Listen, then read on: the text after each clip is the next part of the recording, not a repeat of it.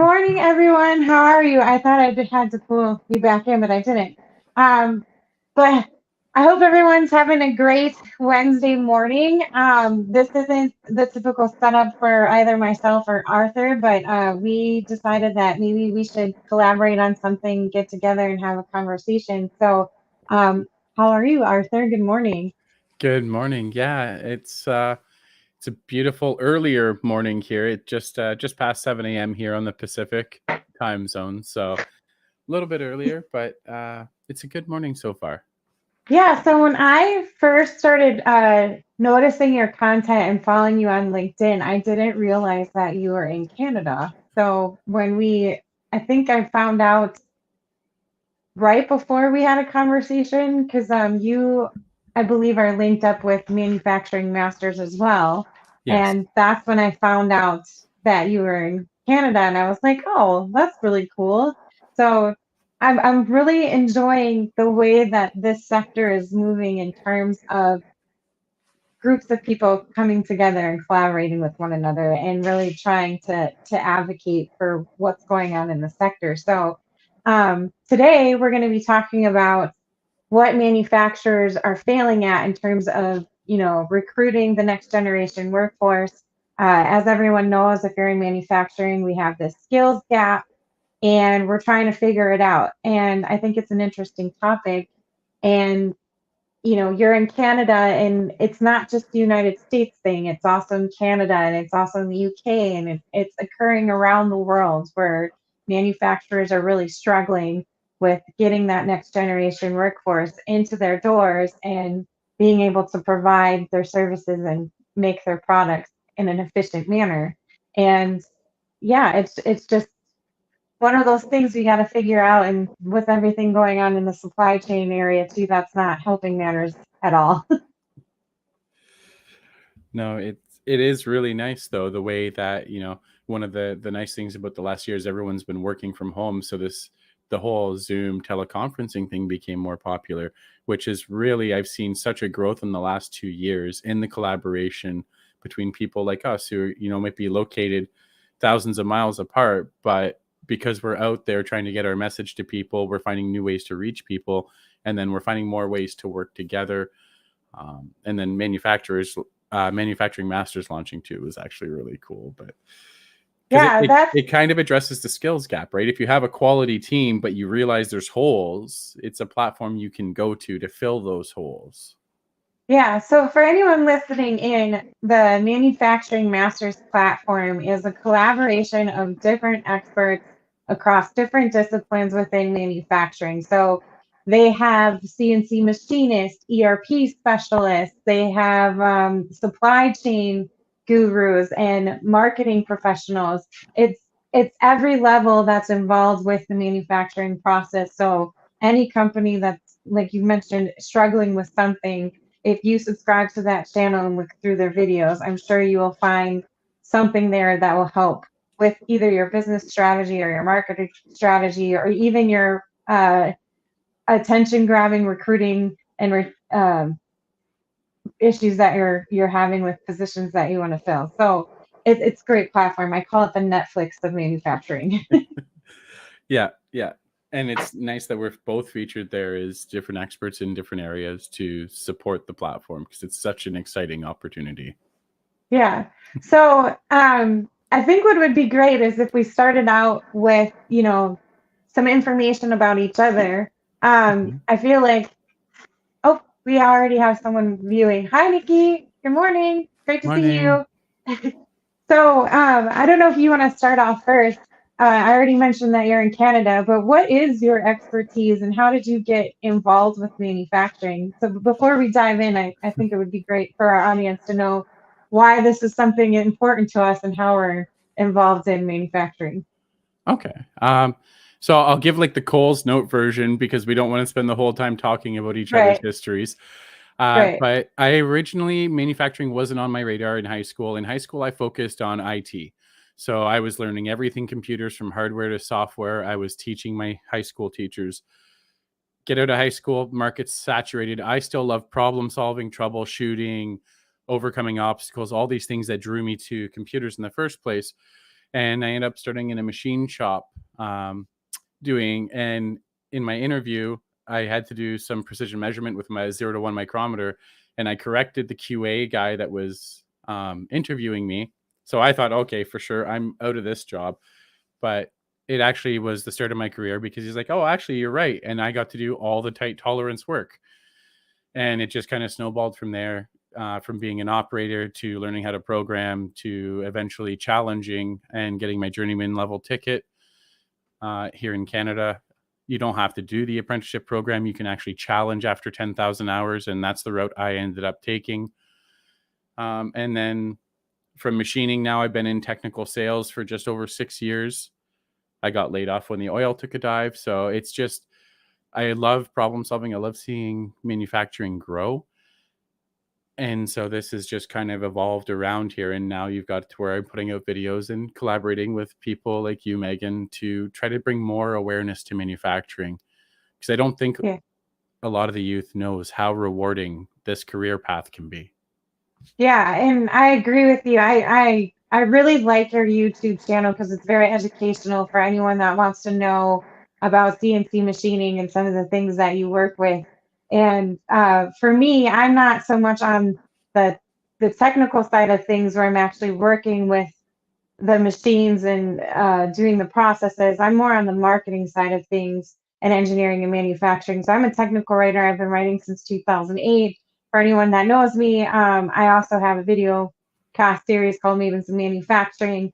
And I was seeing some of the same, issues where there's not a lot of next generation individuals interested in engineering and manufacturing. And specifically, I was focusing on the women's side of things. So Deloitte is this research survey company that does a lot of survey questionnaires in the United States, and they team up with the National Manufacturing Institute, and they really take a deep dive into some of these issues. And one of the research surveys that I read into was the amount of women in the sector.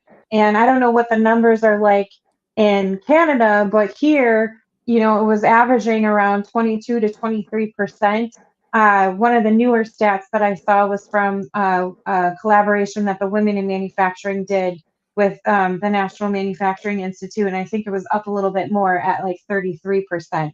So, I mean, it's getting better, and a lot of people are trying to even increase that more, but also with diversity efforts as well too.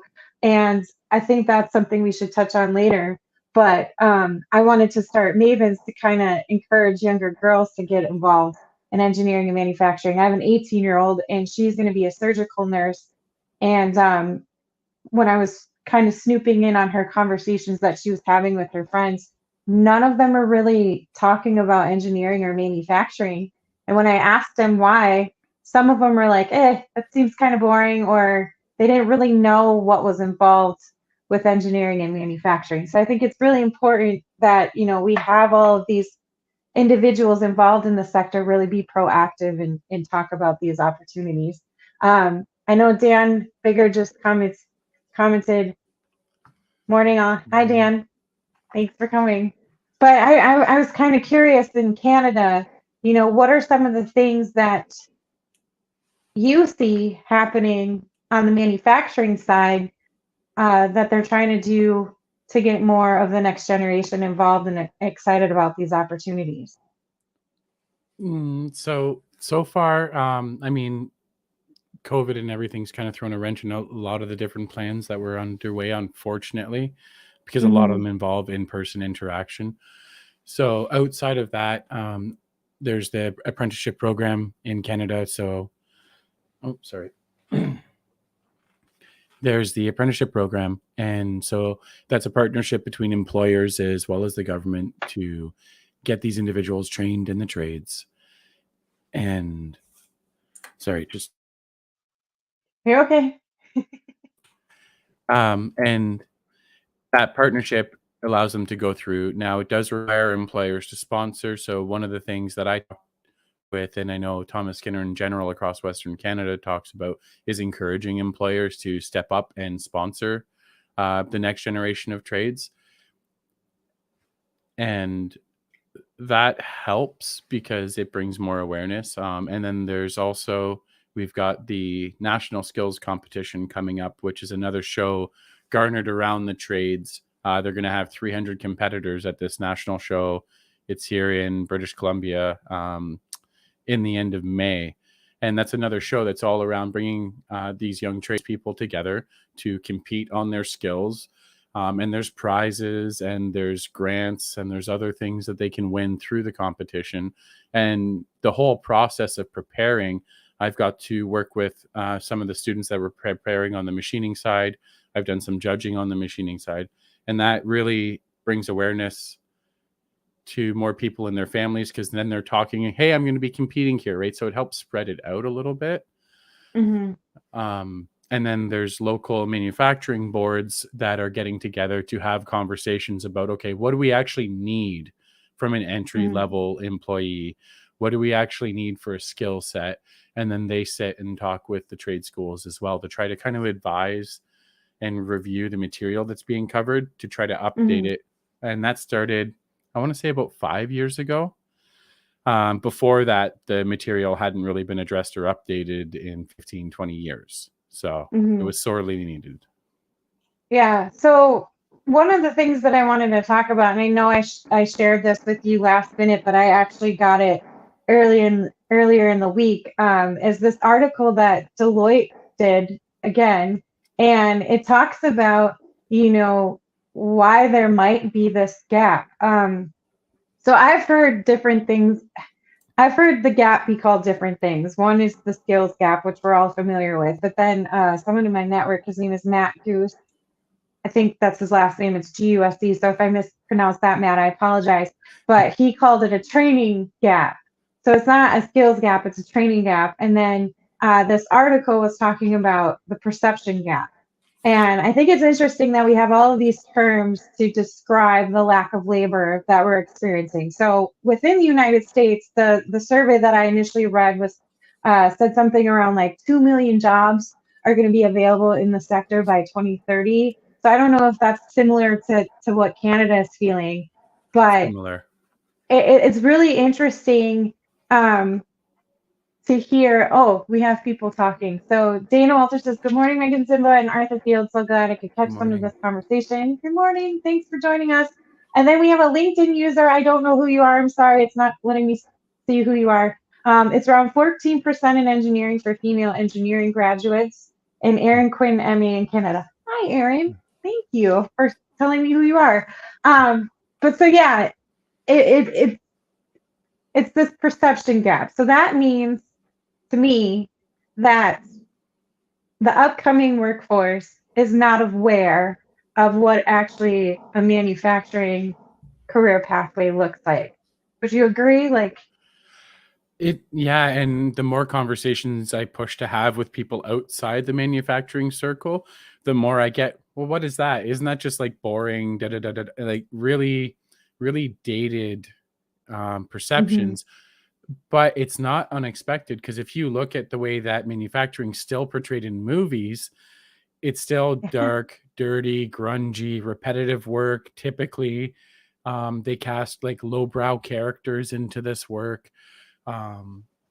So if that's everyone's exposure to manufacturing, there's no doubt for me why we have that perception gap, because we've got big Hollywood movies that spend billions to publicize something, making it look not very appetizing.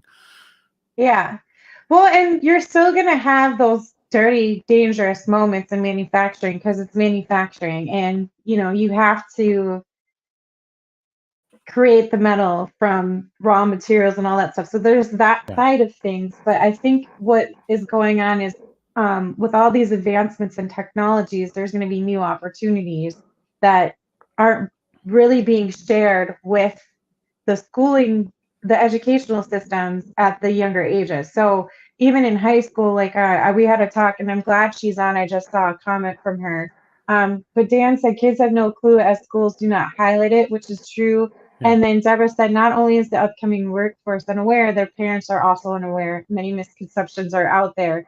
And Deb Prouse is actually from my local community, and I work really closely with her to understand what kids' perceptions are and what they're doing as a high school to really get the community involved in helping them kind of gear towards the right career pathway. I'm actually joining them tomorrow in a meeting to see how the community reacts to some of the changes they're making in their structure.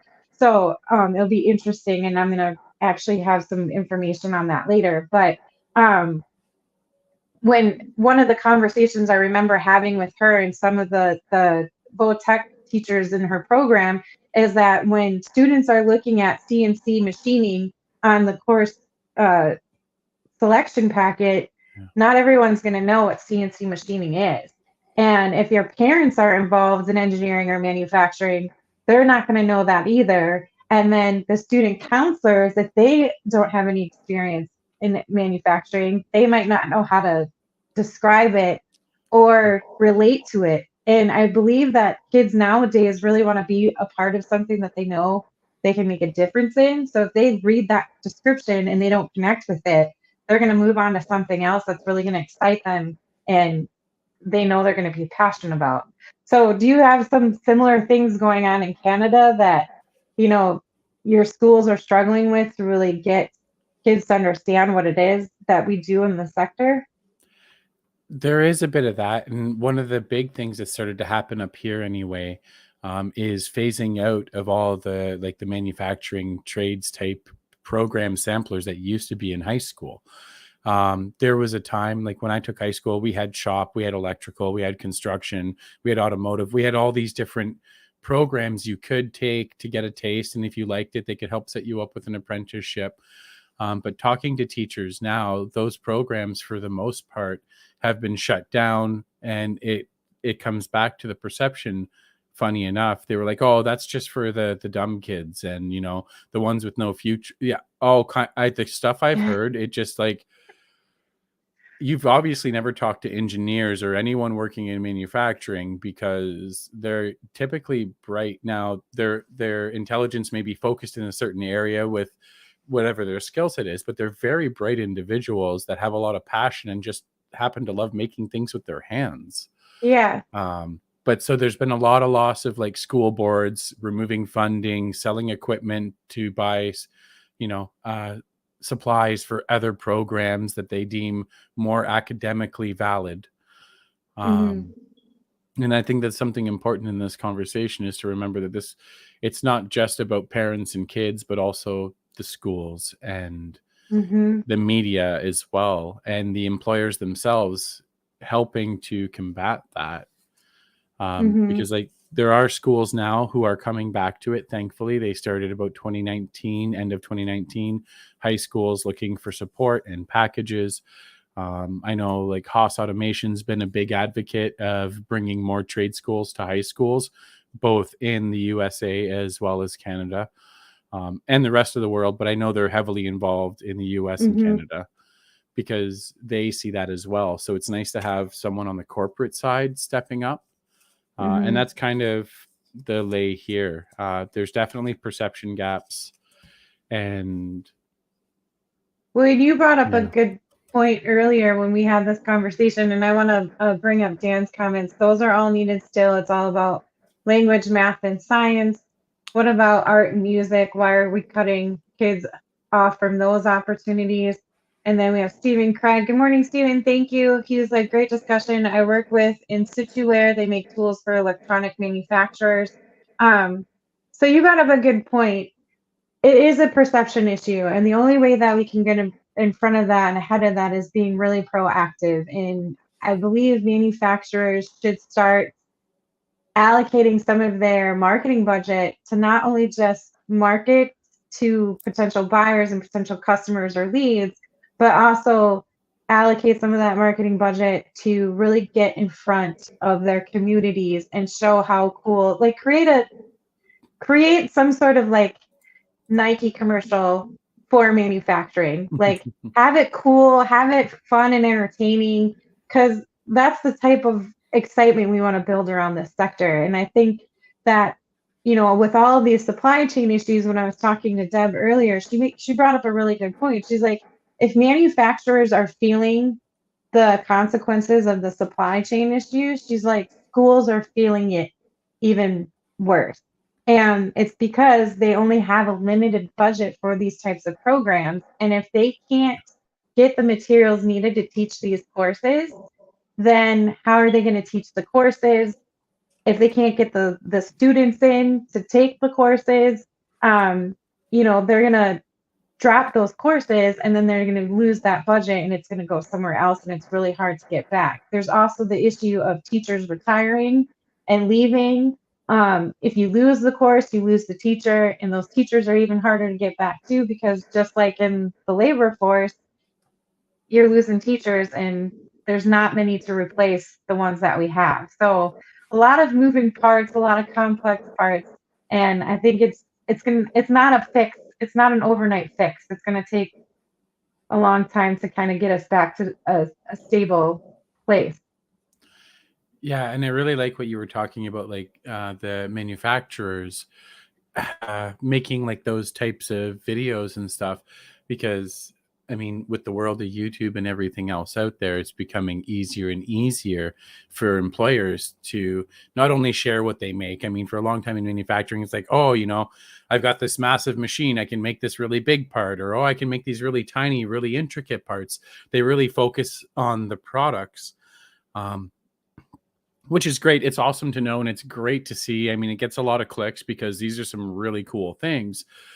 Mm-hmm. But having the conversation around the types of like sense of accomplishment and the way that that career can push you to grow and the opportunities that become available as you increase your skill set, whether it's machining or welding, fabricate, like whatever the trade may be, construction, whatever, because it's all manufacturing, whether it's homes or parts or whatever it is, but really Mm-hmm. sharing and focusing on what it looks like for the path of an employee when they actually fully give themselves to this, the way that they can push themselves and continue to grow. And there's people like myself who love problem solving. They may not realize they can bring that love of problem solving to their career in the trades and feel so very fulfilled, because Yeah. we both know how many problems can come up in the day to There's day. so many things that come up unexpectedly. Dan says perception is not reality. We need people in the trades. Eventually, electricians, plumbers, and trades like that are going to be at premium in the future. People cannot even change a tire now. How are they going to fix things in their home and they go down? And I think that's so true. I thankfully know how to change a tire. Um, but I've run into a couple of people where they were like, don't you just call someone for that? And I'm like, but if there's not someone available, you should know you should know how to do that. Deb said authors correct. School boards, counselors, teachers, and administrators also need to understand this sector. Consider bringing in local educators into your buildings. Help them understand the opportunities available to students and the skills necessary to be successful in the manufacturing realm. And then, Dan, reality is also that manufacturing is never going away. It will change, but it will always be needed. Throw a dart at a map and you can hit a manufacturing company. I look at manufacturing like nursing. It's a necessity, and I agree with him. One of the things that Deb brought up too is consider bringing in local educators into your buildings. Mhm. So the pandemic did a few things for us, right? One, it showed that we can still remain connected with all of these digital technologies that we have. And with the teachers kind of retiring and the lack of teachers that we have to bring in to replace the ones that are retiring, I think one of the things that manufacturers could actually think about doing to really get in front of kids and get them excited about what they're making in their local communities is maybe volunteer some of their time and either bring the kids into their facility and teach a class there and have like a hands-on opportunity there, or maybe set up some virtual demo and tap into their classroom with either, I mean, there's a ton of robots out there that you can do virtual things with. We've seen that across the sector, or even like this, we're on StreamYard right now. So Yep. bring in people from around the world and have them either teach a class or do a product demo in front of the class, or if you're local, have them come into your facility and do something like a quick basic 101 or something on your machines there. I don't know if that would be like a violation of any of the safety standards that different places have, but I'm wondering if there's a workaround to do that. Yeah, so it depends what level they're at, because I know, like, again, Haas is one of the ones that stands up, Haas Automation, right? Yeah. They've got an online training program where you go on their website, you do all the theory, and they are partnered with the local, they call them HFOs, which is Haas factory outlets. And so then once you complete the theory, you then go into a local outlet and you take your practical, and then you get a certificate, and it's all provided for free. It's That's all just awesome. to help upskill, but that's a part, like the type of program that, even like you were saying, like the manufacturers, they could look at doing some sort of either demo or project or something like that that brings more awareness. Something that Hmm. keeps coming to my head, I don't know if you ever watched it growing up, but the How It's Made series that used to be all over TV. I loved that series so much. And I was so like ignorant at the time. I just thought it was another show with interesting content. And I wasn't realizing that it was connecting to like soft skills and trade skills and all that other stuff. Like, and then I was like, oh wait, that's why I like that so much, because it you work with your hands and you build stuff that way. Dan is really commenting on a lot. I really like. Thank Yeah, you, Dan. I'm trying to pull you up. I have a new mouse yeah, and it's not working. Do trade shows with your local MEP to show yeah, what your company does free. Yep. Manufacturing Day is a great opportunity. It usually is in October, and you can invite schools from that's a good one. And then Haas does a great job. They just outfitted a college in New York with all new yeah, equipment to bring trades back. That's really cool. I didn't know that they just did that in New York. I also read an article this morning about FANUC, and they actually just started a FANUC Academy series because they are really good at keeping up to date with all of the automation stuff that's going on. So they're hmm, providing this Academy series to help local manufacturers really upskill some of their current employees, and then do some intensive training for anyone new that's coming in. And what I'm curious to see is if maybe they'll start uh, bringing it to like the earlier educational institutions, so not just like high school students, but trying something out to maybe expose kids in elementary and middle school. Because I think yeah, that's a really good idea. They are the subject matter experts, so why wouldn't they also be the teachers in a way to help these kids figure out if that's the career pathway they want to go? Um, yeah. Dan did mention the MEPs, and I was curious to know if Canada has something similar. So for anyone listening in, MEPs, and I'm sure you all know this, but just in case, because we love our acronyms, they're manufacturing extension partnerships, and we have one, at least one in every state, including Puerto Rico. Some states have multiples depending on how large they are and how many counties they have. So does Canada have something set up where they have specific organizations to provide resources to communities about what's available in manufacturing or where you can learn more? That's a great question. If they do, I am not aware of it. Like, not it doesn't sound like it's set up the same way anyway. Right. Um, like, we do have like manufacturing days, and um, we've also had like the skills competitions are talked more about up here, which is something that Yeah. like grade schoolers will go to as well. It's really cool being at those shows, because you'll see, like, 4-year-olds coming through all the way up to high schoolers looking for their career path.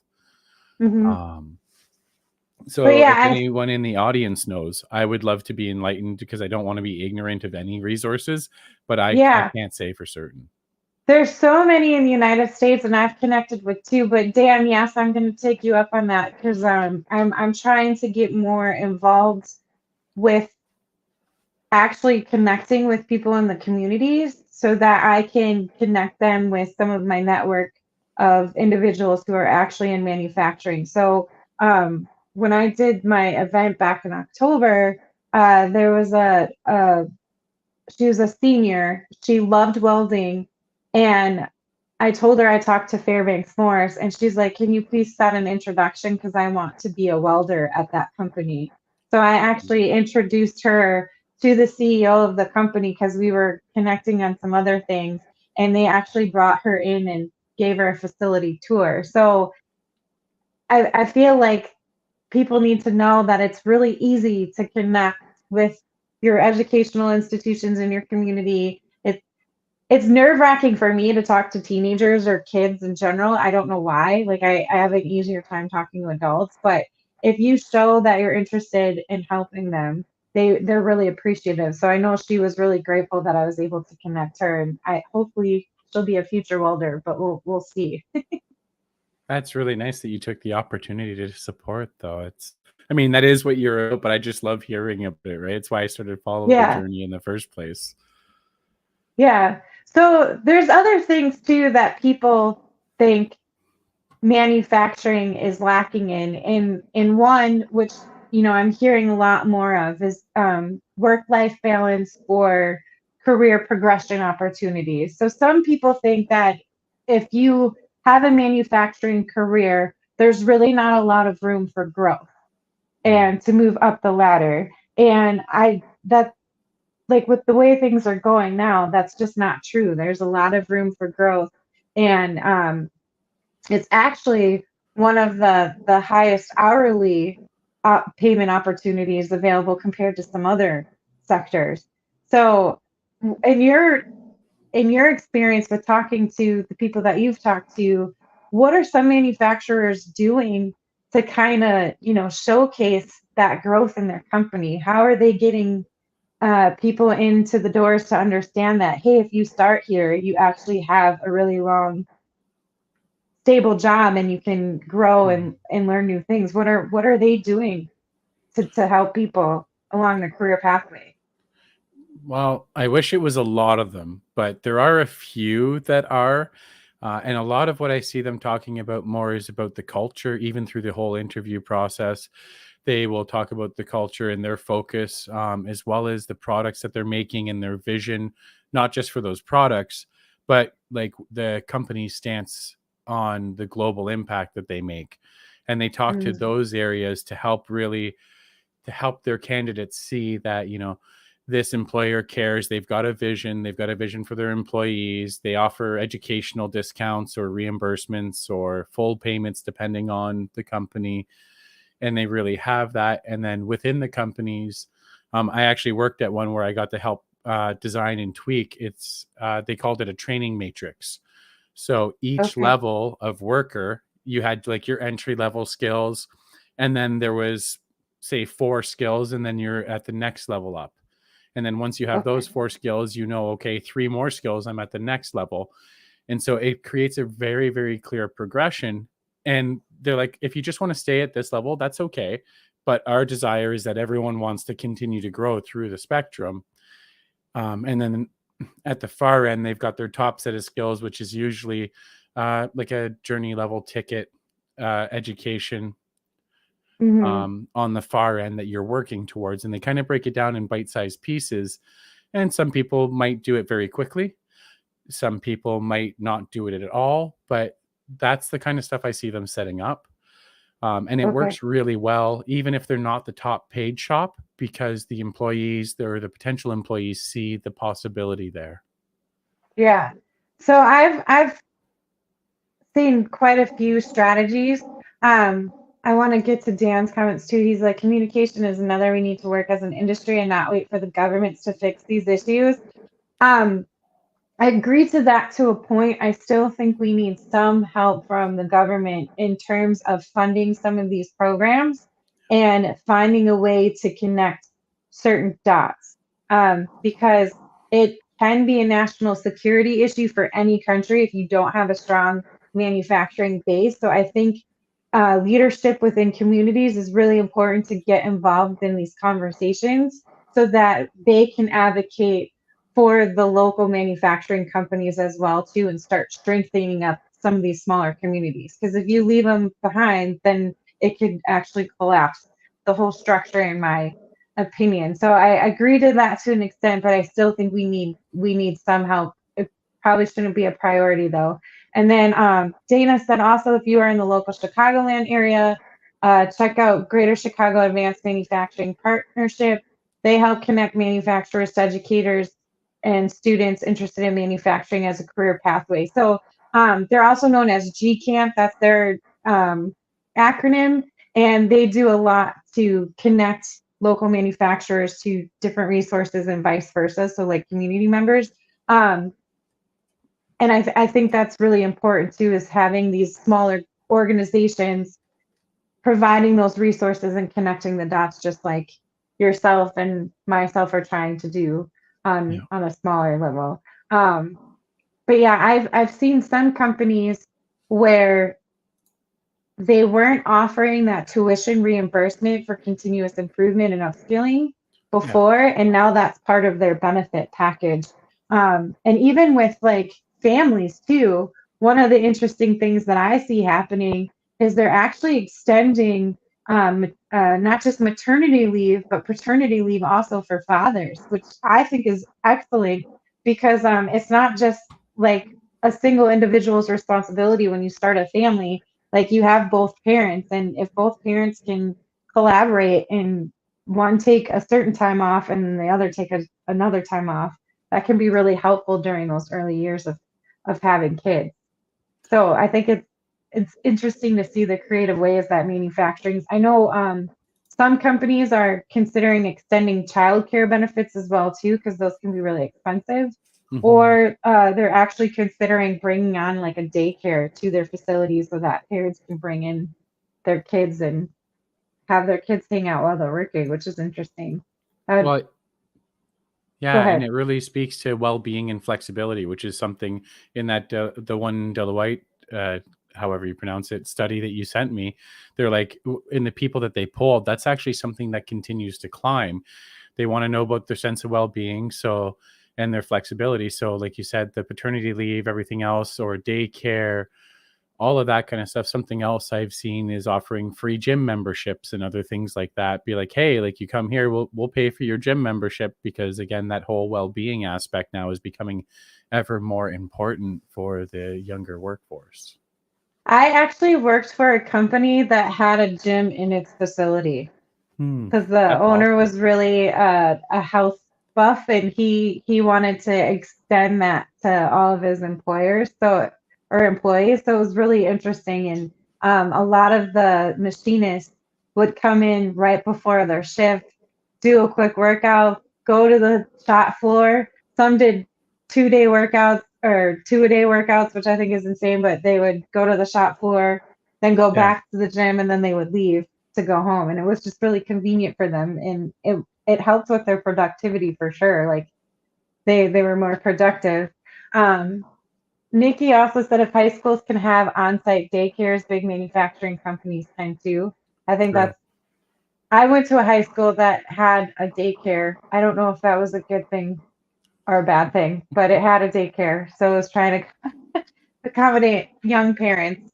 Yeah. um So yeah, other things too that I think is interesting. So when I initially thought of a manufacturing job, I thought, 9 to 5, or like you had to work specific hours. Yeah. And I think it's interesting that some companies are adjusting that and doing more of a fluid work schedule. So they're allowing employees to choose if they want to work like 3 12-hour days or 4 10-hour days and then extend their weekend. Is something similar happening in Canada? Like, how are they adjusting for people who want more flexibility in the sector? Because sometimes it's hard. You can't just come to a shop and then leave and not have a machine attended to. So what are some of the things you're seeing? So some of the things I have seen, and this goes all the way back to when I was the one organizing schedules when I worked as a lead hand supervisor. It was so as long as the guys would agree to a shift move, or enough people would that we could segment it, right? So the typical day shift was 7 to 3:30. Now, we also had two guys that started and worked 6 to 2:30, And then the two guys that would come in on the afternoon actually started at 2:30 because they wanted to start a little bit earlier and go home earlier. So we saw little bits of shift because we were still able, everyone was able to still work together. And it's not uncommon here where I've seen different places even adjust their start and end times to try to avoid the rush hour traffic or other things. Again, keeping Yeah. people, helping them reduce that commuting time, which is very important, because now you're not spending an extra half an hour with the traffic. You can actually shift your start time by 30 minutes or an hour and completely avoid it. For some parents, that works out well because they're getting off at maybe 2:30. They can still pick up their kids from school. The other parent, Yeah. if they have a partner, is dropping them off, and so they actually get more time with their kids. So I've seen that kind of flexibility there. Obviously, if you're more in an engineering role or a role that doesn't require on-site presence, there's been a lot more flexibility in the telecommuting, work from anywhere, and a few places that were like, look, this is the work that needs to get done. I don't care if you do it in the middle of the night, but this is the Yeah. expected delivery for it. So they've offered flexibility there. Although that example, there's hasn't been very many, maybe 3 companies I've heard actually accepting that, and it was all engineering roles. Yeah. It's weird because manufacturing, from my experience before the pandemic hit, like you had to be in the office all the time. And I know it affected some people's productivity, especially if they had other things going on. Another thing that I'm seeing now after the pandemic is that some companies will allow workers to come in on a weekend if they need to. And shift their shifts that way. With me, I was always involved in marketing, so as long as I had a computer, I could get my job done. But Yeah. there was still some sort of pushback with some of the companies for me to work late at night. They didn't want me ever working late at night, and it's like, well, I don't mind because I have kids at home. So if they're sleeping, I can get more done. Um, Yeah. but yeah, it's really interesting to see how companies are shifting post pandemic to accommodate more of their employees and make them happier. Yeah. And um, but yeah, what else are you seeing in terms of where we need to improve things and get kids get the next generation really excited? What else have you come across? Come come across, I mean, I don't want to rehash stuff that we've already talked about. The one thing that keeps sticking still is that whole like how it's made idea for companies to start doing with some of their own products or the parts Hmm. and processes that they make, because I think it'd be a great way to showcase the automation and other technologies that, young kids are really interested in, but Yeah, they when they think manufacturing, they don't think about the fact that, manufacturing technology, I get updates from some companies every 3 to 6 months on new ways that they've innovated. And so you're always chasing that latest innovation to push through. And I think that video work focusing around doing like the how it's made.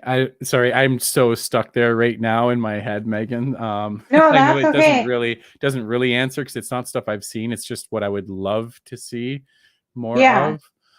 I wish that. So you brought up the national skills competition that Canada's doing, and I Mhm. know we have something similar in the United States, and then there's the global skills. Yep. And I haven't dug too much into it because of my transition from my full time to my freelance work. But Mhm. we televise the Olympics, and we televise certain sporting events. And here in the United States, I don't know if you've heard of First Robotics, but they have Yep. a national competition here in the United States with robotic teams that battle each other out. And it's like, okay, why aren't we seeing that? So, one of my new favorite television shows is called Lego Masters. And Oh. then there's also another one called I think it's Domino Masters. I'm not sure, but it's Domino. So it basically the Lego Masters focuses on teams of two, and they are given a challenge every week, and then one team is eliminated every week. But they have to build these like stories out of Legos, and then the Dominoes one is creating these these linked pathways based off a theme, and then they topple them down, and whoever has the best setup and the best topple and it completes it, they're the winner. And they started out with like 16 teams. But those were things that I saw on television, and I know about FIRST Robotics because I'm within the sector. But before I was in the sector, I never even knew that it existed. I didn't even know it was around. And it's so cool to personally experience it. And I'm just wondering if there's like a way to broadcast that bigger. I know some channels do it a little bit, but a lot of people that I've talked to who are outside of the sector didn't even know it existed, nor did they know the skills competition existed on a global scale. So Yeah. um, I read where the global competition is going to be held this year. It's actually going to be in Shanghai, China, and that's amazing. But if you're not in the sector, if you're not involved in the trades, you're not going to know about these opportunities. And I think we need to do a better job at advertising some of these opportunities and getting kids really excited to be involved in it, you know? Oh, definitely. And that ties right back into like the schools and making sure that all our local schools are aware. Um, because it creates a little day trip program, whatever grade. I think it's like down to grade 3 or 4 or something. Um, Hmm. where they can go and check it out, and it gives the teachers something to talk about. It helps them fill some of their curriculum depending on what they have for flexibility. But I think Hmm. making manufacturing and trades education mandatory as part of our curriculum exposure for all school levels, I Yeah. think would go a long way to changing the current issues. Like we aren't here like where we at in this climate by mistake. There was this giant push for doctors and lawyers and Yeah. very, very important roles. I am not, they have key roles, but the focus and the media and the movies and everyone glorified all of these positions for so long. I mean, it's Yeah. no wonder that young children growing up idealizing these positions, and a lot of them get to that side where they're stuck in cubicles or operating rooms. And I mean, they make good money, but they also absolutely loathe their day-to-day experience, Hmm. because they grew up with a creative problem solving mind, and now they're just told to, shut up, sit down and do their work. Meanwhile, they'd Yeah. love to be working with their hands or using their brain a little bit more every day rather than just doing mindless data entry. Yeah.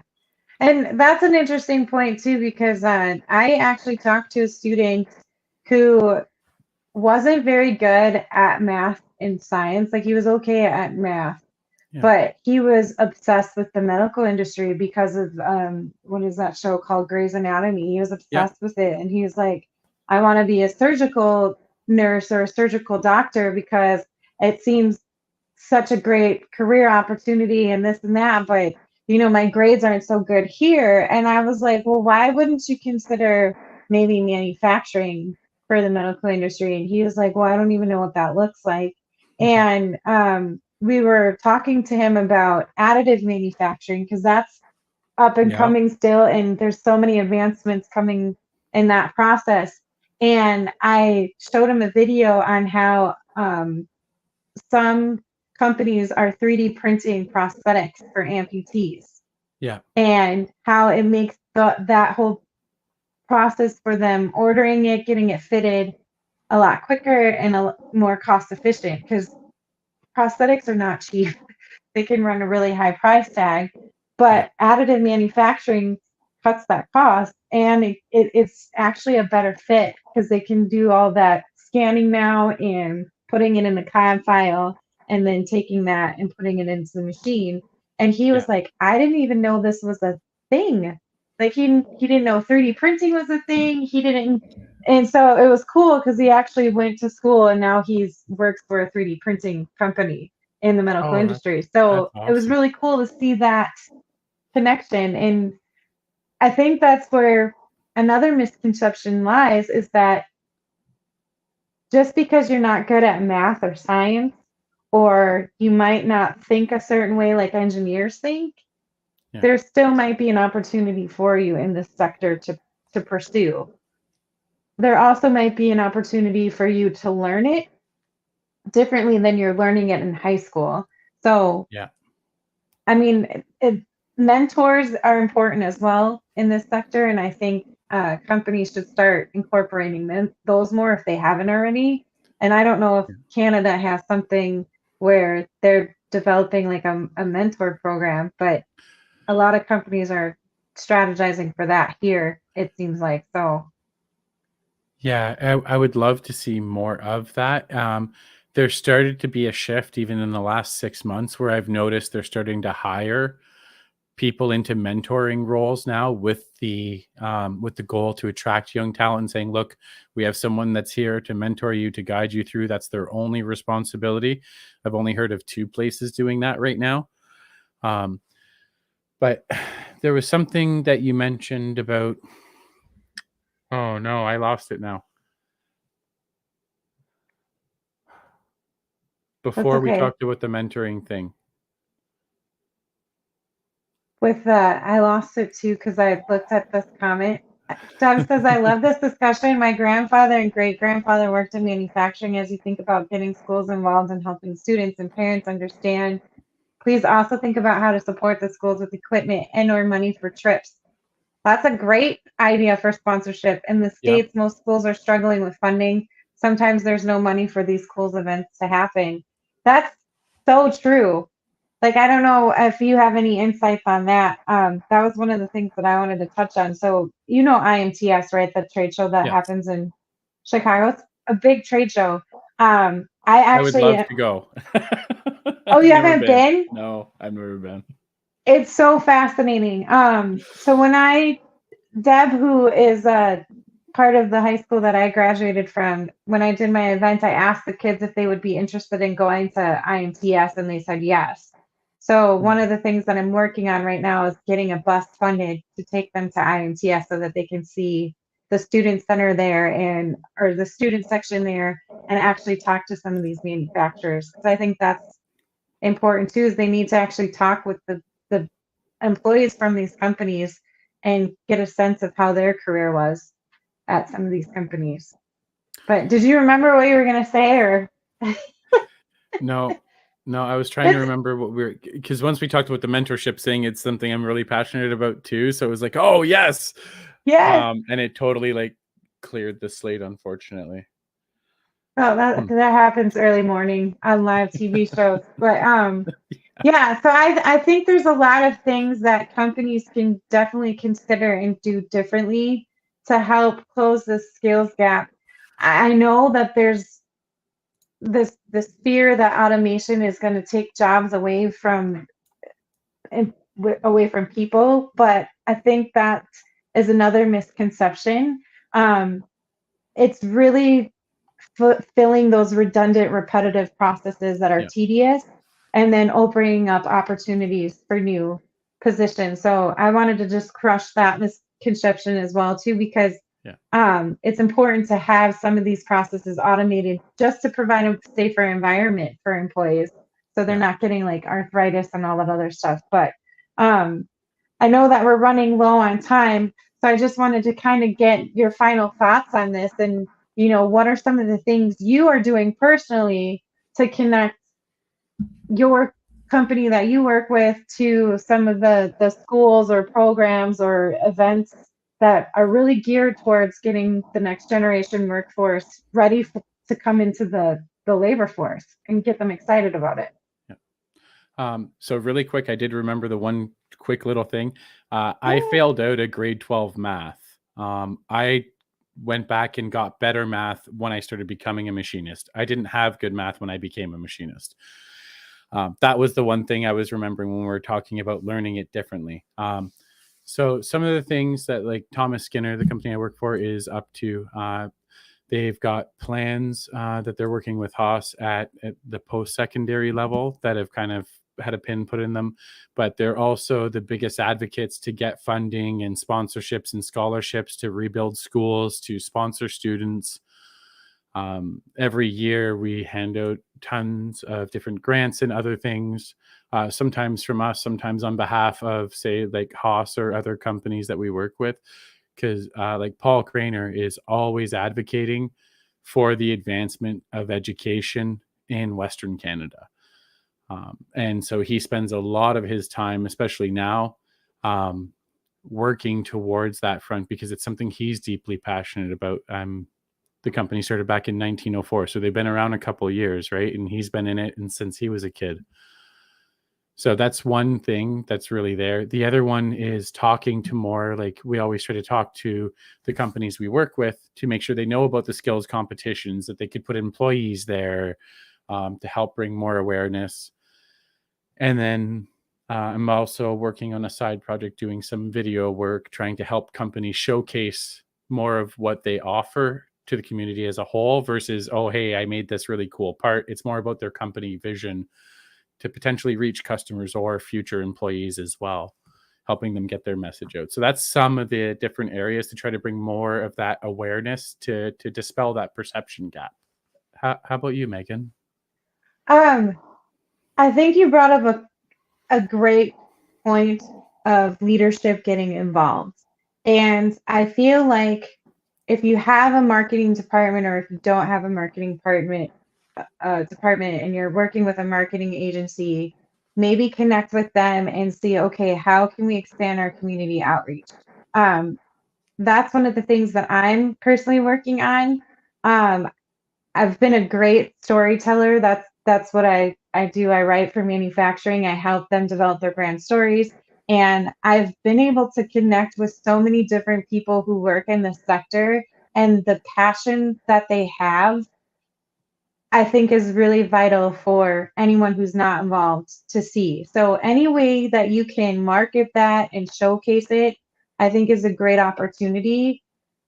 I think the continuous improvement portion of it is really important. But I think leadership needs to be involved. If kids can see that a facility has, their shop floor workers involved, all the way up to the leadership is involved, they're going to be more apt to want to learn more about that company and why they're doing what they're doing. And I think connecting with organizations and volunteering your time. I've talked to a couple organizations where they were like, yeah, we've helped this company out with this, but then when we needed help with this, they weren't so quick to answer their phone. So always think about paying it forward, and don't always think, okay, how can I get paid for this? I think that's the wrong way to go about this situation. I think we all need to be a little bit more friendlier with our time and volunteering, and the value stuff will come later. Because if we don't get people to fill these jobs, those businesses are going to close down, and some of us can lose our jobs, and then we're not going to make Yeah. any money.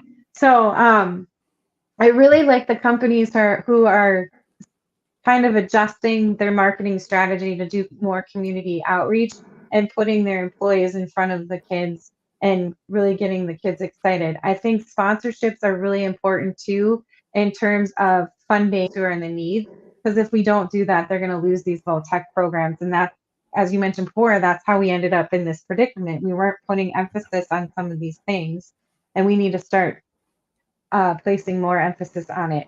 There was one other thing that I forgot, and I'm going to remember after we get Okay. off the phone. I have one more thing too, right? Because the end result, and it might be the same for you, Megan, that I'm trying to avoid is the mass exodus of manufacturing from North America. There are countries where their government supports all their trade, all their science, all their math Yeah, pursuits, and they are gobbling up a lot of the world's production. Now, if we don't invest and we don't have these conversations like we're having, and we don't start looking at this at the employer and the employee and the school level and the parents and the teachers and everything, that's the future that I see happening. And that terrifies me because yeah, our entire economy is going to collapse without a robust manufacturing sector. Everything's just going to fall down and that's it. yeah. That's like the chip conversation we were having. The Yeah. semiconductors and the chips um, are made specifically in one region of the world. Like most of the production is one region in the world, Yeah. and there's to not get into politics, but to kind of get into politics, there's conflict in that area. And Mm-hmm. depending on which way it sways, it can affect us here in North America. So I know there's a lot of um, I hear that there's a push to bring some of that production here in North America, and I hope it happens. I've read a couple of articles where there's some good leads on that and good progress towards it. But again, this isn't an overnight fix. So, but I really did enjoy this conversation with you, Arthur. I hope that anyone listening in, I want to thank you to everyone that made some comments and asked some questions. This is going to take a village, and Yes. I'm glad that Arthur came on, because even though he's from Canada and not necessarily here in the United States, manufacturing in North America is important, and by us working together and having these conversations, like you mentioned before, is really going to help us maybe develop a better strategy and get more people involved and care about the sector. So Arthur, thank you for joining me and doing this collaboration with me. It's always been a pleasure. Thank And you. for anyone listening in, if you have questions for either myself or Arthur, we're both available on LinkedIn and all of the social Yep. media channels. Do you have a link that you want to direct them to, or? Um, no, connecting here and then we can converse and see where but the one thing, like, if anyone watching this is like, oh, but they don't know about, please send it to us. I would love to know Yeah, more about this area. If there's anything where you're like, oh, if I'm ignorant about something, please let me know. I love yes, learning new things and I would be happy to share it out so more people can become aware. yes. And I ditto that. And then Deb Cross said, thank you. Thank you, Deb. Thank you, Dan. Thank you, Thank you. Nikki. You can go to my LinkedIn or Mavens of Manufacturing as well, too. And yeah, send me information. Everyone have a great day. See you later.